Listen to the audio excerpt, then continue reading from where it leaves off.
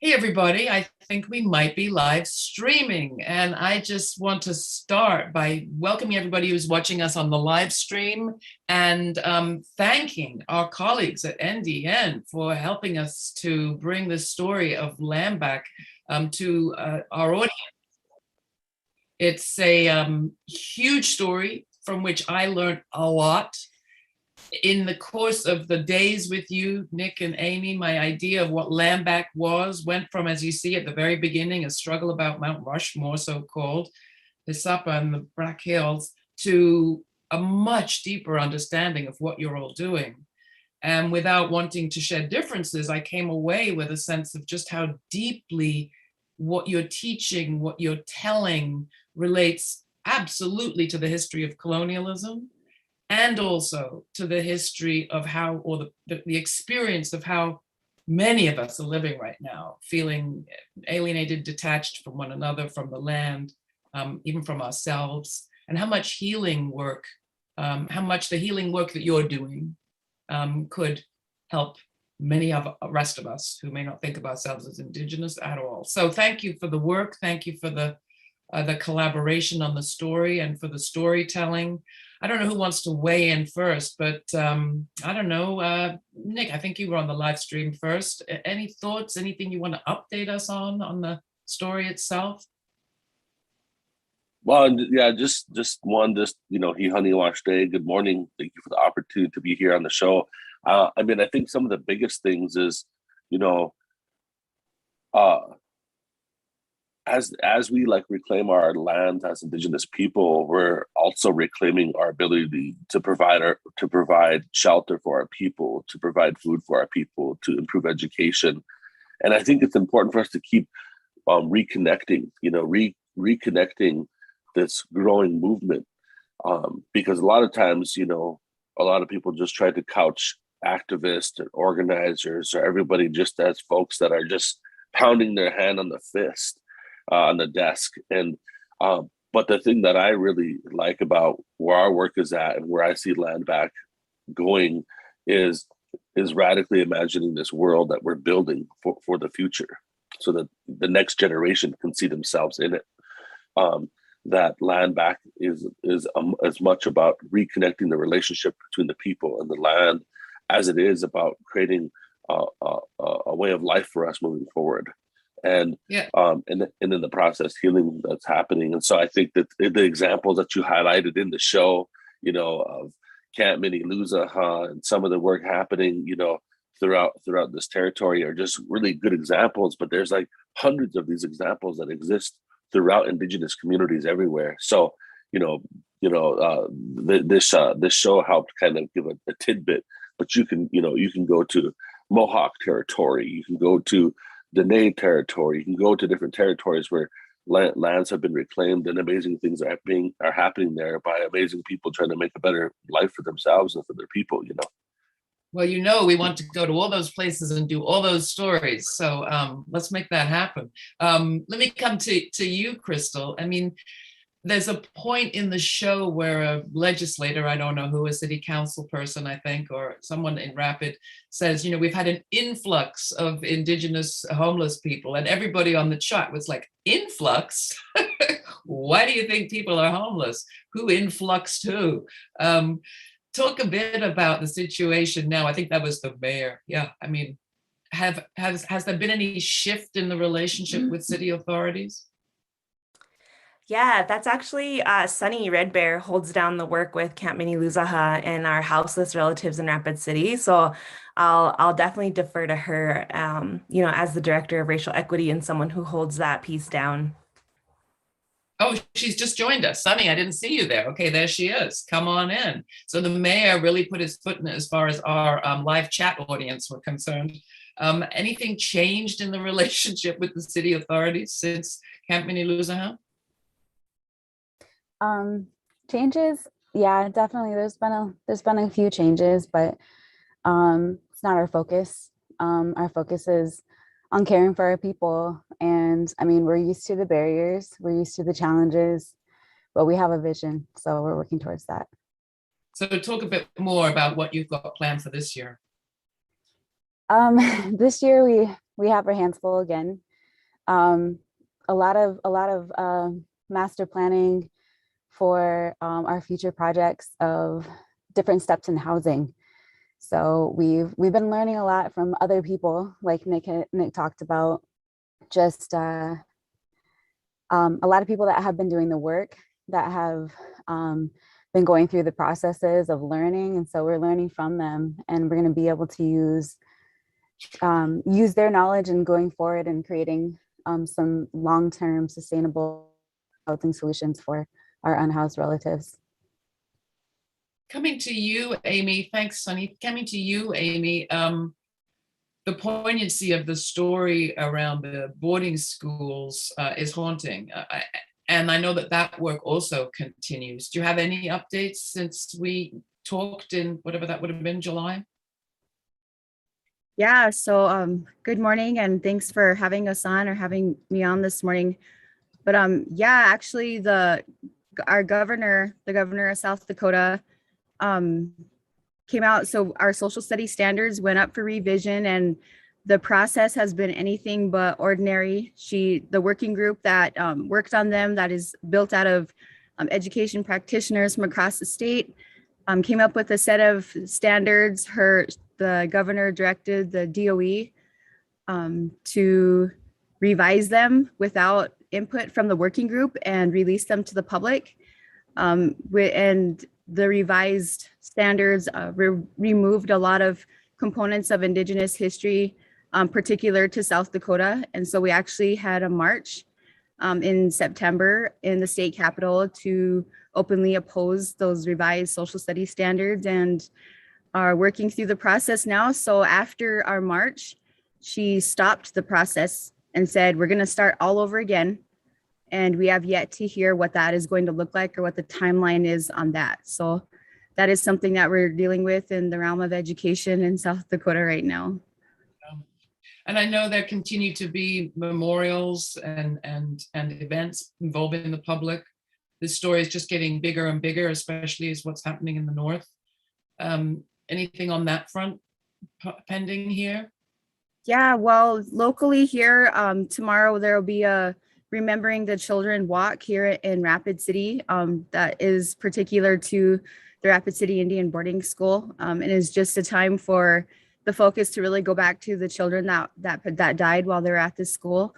There's about 50 that we know of for sure, and so tomorrow we will have a march or a walk and carry their names. And some of them didn't even have names listed. It just said girl 12 years old died on this day, but we carry placards with all of that information to remind our community that this history exists, and actually the repercussions are still being felt today. Yeah, I know as Krystal, you referred to Landback and the work of First Nations people in so-called Canada. I know that they were furious this month as their president, the president, Trudeau, took a holiday, a family holiday or something on that country's first Indigenous Truth and Reconciliation Day. Has Joe Biden said anything in the run-up to Indigenous Peoples Day, Columbus Day tomorrow? Yeah, I believe that actually Joe Biden just signed an executive order that has declared this Indigenous Peoples Day for the United States, so-called United States. But the ironic thing with that is that it is now coexisting with Columbus Day, right? And so it's a big step, but I think that having Indigenous Peoples Day recognized is a huge step, and especially on that level. But I think that it also means that we have to continuously do this work, because we exist and breathe and live and do this work every single day as Indigenous peoples of this land. And so then our voices and our work needs to be highlighted every day in that same way as well, not just on one day. And then definitely not in sharing that day with, a rapist and a pedophile. This reminds me of, we just came back from North Carolina, and everybody, if you haven't subscribed to the channel, please do. We have another great show coming next Sunday. But we just came back from North Carolina, where I think it's the Robert E. Lee statue was replaced with a Billy Graham statue. Not helpful. Nick, on that large struggle, I don't know if it's larger. I mean, after watching your episode and meeting you all and talking to you, it really is hard to say what's larger, the personal work or the political work. They're both huge and they're both the same, really. But in terms of relationships, nation to nation relationships with Washington, what has changed or hasn't changed? What do you seek to change with the presence of Deb Haaland at Interior? The totem pole journey that you were all a sponsor of was raising that discussion of we need new nation to nation relationships. Can you talk about where that stands? Yeah, no, I think that there's a lot of really good dialogue happening, and I want to manage expectations here because we are dealing with the federal government here, and everybody knows how government is, especially federal government. But I think what the leadership of Secretary Haaland and many of the people that she is continuing to recruit into the Department of Interior, it has opened up a dialogue, and and some of the dialogue is talking about things like free and prior informed consent. What does that look like? What does that look like to enter into a new policy era in dealing with Indigenous people and move away, one of consultation and one of consent, because this would reframe the entire relationship, in the political paradigm of how this federal government deals with Indigenous people. And I think that those conversations are happening, and I think that they're happening in a very real ways. I think there's conversations happening with the federal government about the return of, both the return and co-management of public lands in the United States that have been returned, that have been stolen from Indigenous people.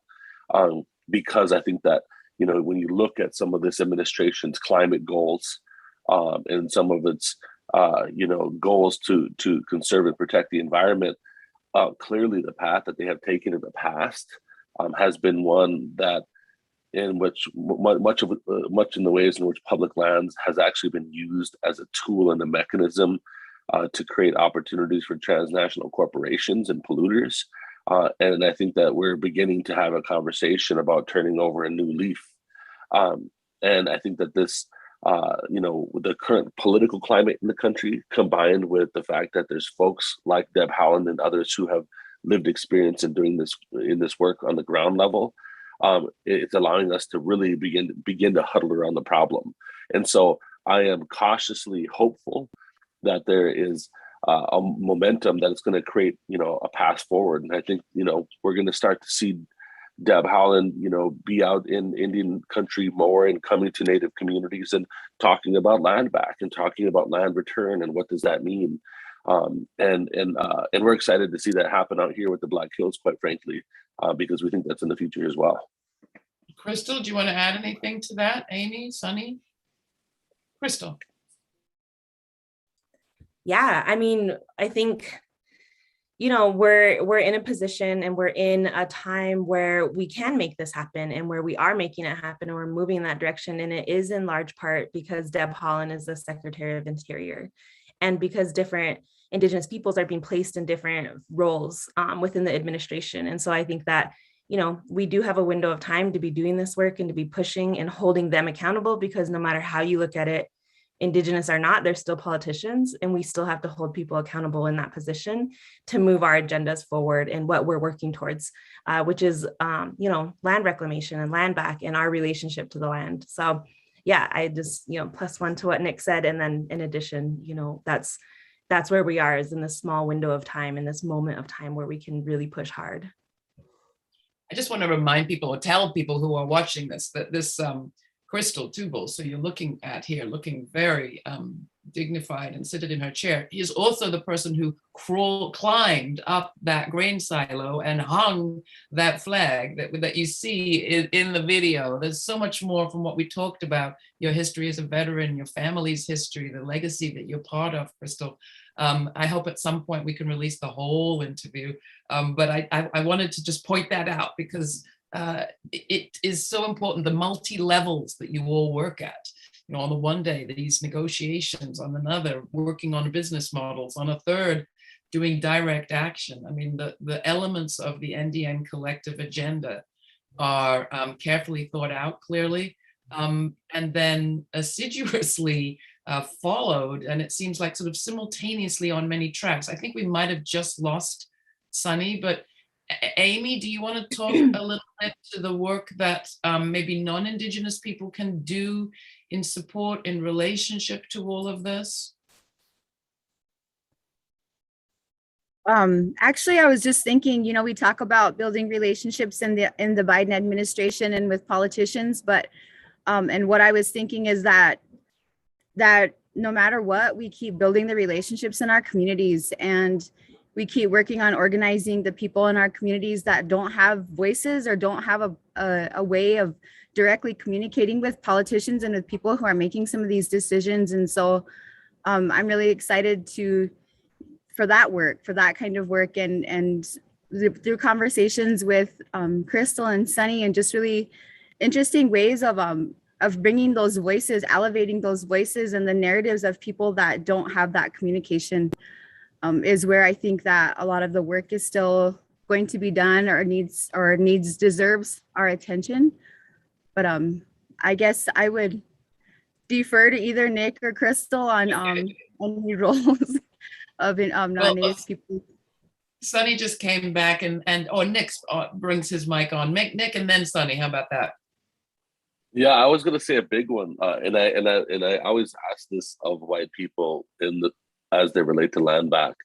Your instant reaction of like being fearful of Landback or being fearful of Native people, like the number one thing on Indigenous Peoples Day that white people can do is check your own white fragility, because that's not our responsibility as Indigenous people, as we're fighting for our liberation as a movement and as a people.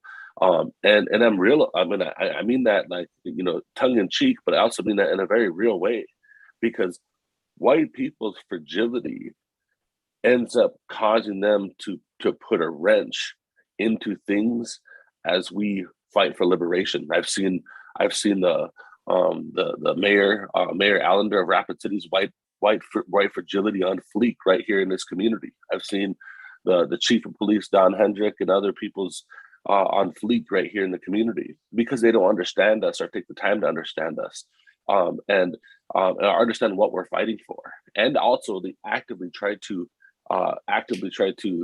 prevent our work from moving forward, because they're fearful, because they're operating from a place of fear, and the power structures in which they are held are being contested.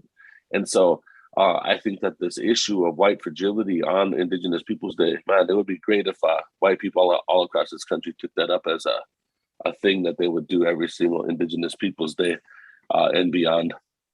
Yeah, I think I would weigh in with Krystal there. I'm speaking for myself, I know I need more than one day to work on that instant, what about me reaction when I'm part of a group that is maybe the most well-resourced, most secure, most powerful group on the planet, for better and worse, usually worse. Sunny, to you, what can people do who want to be supportive, want to play their own role in this, want to do their bit, who are white, who are perhaps non-Indigenous of different races? Yeah, I think Nick covered it really well, but in regards to our work at Camp Mniluzahan, on Creek Patrol, I think it's really important, the education. It's about the humanity of everything, of connecting to people. And it's something that we talked about previously, is that we're missing that. We're forgetting that piece so often. And so many times that within communities, I see different departments and services feel like they are supposed to be the only solution. Like they're holding the key to, we talk about it, it's the white savior mentality. I mean, and so we need to pass the mic. We need to give people opportunities to be able to be in our community and helping our community. And so I would just ask that people would connect to each other, communicate, really be open to communication, be open to learning about mutual aid. What does that look like in our communities? What does it look like for community safety groups? Start exploring different options that we could really hold in our community that's going to better our community and keep our people safe and push us towards that vision that we see in the future of an equitable community. So I would just encourage people to lean into that. Yeah, and what do they say? The life you save just may be your own. Krystal, I guess we're at the sort of closing comments part of this, because I really want people on the live stream who haven't seen the show to go and look at it and share it, and maybe convene groups to talk about it this Indigenous Peoples Day. Maybe strike up a conversation with your relatives, with your friends. I'm talking to people, white people as well as everybody else. Let's talk about this, people. What does Landback mean to you? When you hear the word, do you immediately get a warm feeling, or does this chill go up your spine? What are you afraid of? Exactly. Let's talk about it. Krystal, closing thoughts from you, and then Amy. Obviously, as we think about history that is so painful in this story and so many others, I think there's an awful lot of white fragility wrapped up with guilt and pain and a sense of, oh God, we can't look at that history. It will make us look bad. Krystal. Yeah, thanks for that. So, I mean, I would say I do encourage, +1 to what Nick and Sunny shared about ways that folks can engage with NDN Collective and, some of our specific programming. And then also, I want to name that like Landback benefits all people, right? Like we're not out here organizing and creating and developing things that only benefit Indigenous peoples. Yes, it is to build Indigenous power because we have been disempowered since like settlers hit this land, right? But I think that it's important to note that Landback is something that benefits all people. When we're out here reclaiming land, it's important to note statistics like 20% of the world's Indigenous populations protect 80% of the world's biodiversity. And so we do this work on behalf of all living beings that thrive on Mother Earth to live. And so, if you depend and you need water and air to live, and you need the land to live on and thrive on, like this is your fight too. And so just, inviting people to step into that uncomfortableness and inviting people to really step into their fragility and why they feel these ways, and challenging folks to think about these things every single day and not just on Indigenous Peoples Day. That does a disservice to all peoples whenever you limit us to only existing and uplifting our voices on one day a year. And then I would also say, just with Landback, that it's important to note too, it is the literal reclamation of land, right? Like that's what we're working towards, but it's not reclamation of land and ownership in a colonial sense. It's reclaiming relationship to land. And it's important to know that like we are not out here trying to replicate these systems of oppression that we have had to survive. We are out here working on the benefit of all peoples. And that's what we are working towards. And with Landback, like we know that economies and societies that create a just and equitable world for all peoples is possible, because that is what we come from. As Indigenous peoples, we descend from that. That is in our bloodline. And so therefore, that is what we're working towards. And so, just pushing back on the fear that comes with the narrative Landback and the organizing that happens around Landback, and really encouraging folks to like lean into that and to like really find out what this means and rebuild their relationships. Amy, to you, and then Nick, I will close with you. Yeah, I would just add that Landback and the acknowledgement of the painful boarding school history is 100% about reconnection, reconnection to land, to community, to families, to our children. And it's a reclamation of our values that guide everything that we do. And so, yeah, I would just echo +1 to what Krystal said and pass it off. I'm hearing a lot of plus wanting. Thank you so much. Nick, I mean, you said such an important thing when we met. It would be one thing if our planet and our people were being handled beautifully right now, but they're so not. And even if you just look at South Dakota, I mean, when I saw those Pandora papers about how much money, $360 billion being hidden from public coffers of governments around the world, at a time we need it most, that gives you some sense of the mentality of the place. You had a story just the other day about, serial sex abuser at the Indian Health Service who'd been given a pass for years. the use of the land, of the water. I mean, we could close by saying, if you need to drink water, thank an Indigenous person.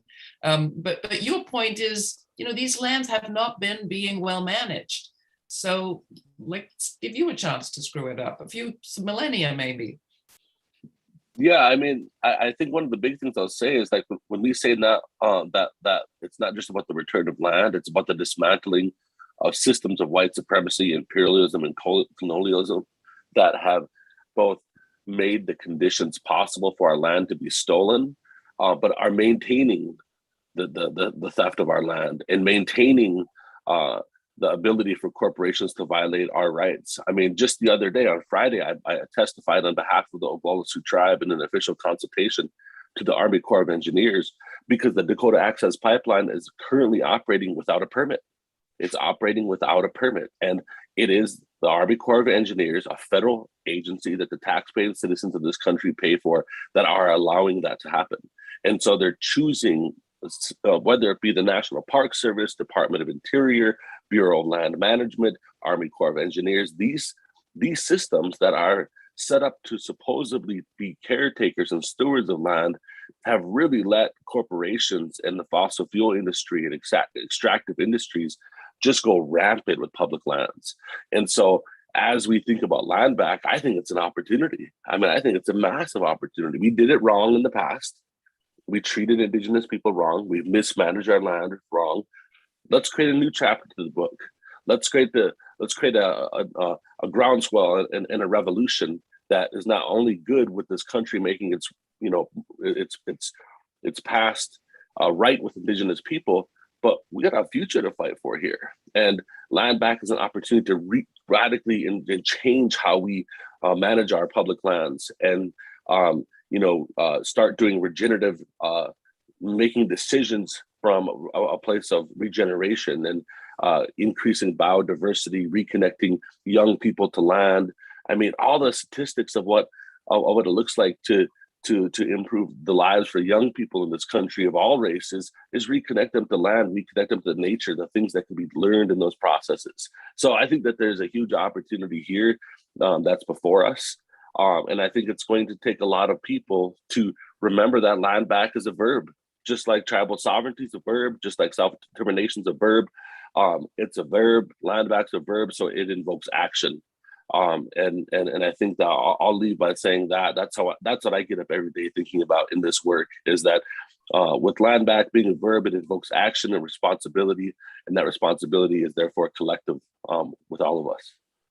Well, you're talking my language. I always say media is a plural noun, but it is also a verb about mediating, about introducing people to each other. And if we can continue to introduce more and more people to the work that you all are doing, the work that may be happening in their own backyards, then we're doing our bit. We are right now at the Laura Flanders Show. I'm trying to raise funds for a regular Indigenous reporter who would work with NDN and us to do this kind of reporting on a regular basis. If you can help with that, please do. Anybody watching?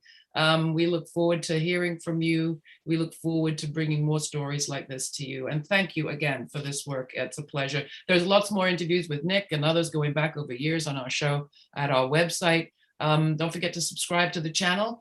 Become a subscriber with giving us some support if you can. And in the meantime, keep up the great work, NDN and everybody who is thinking deeply about land back. And what we can do to make that an active verb in all of our lives, whoever we are. Thank you, all of you. Appreciate it. Yeah. Well,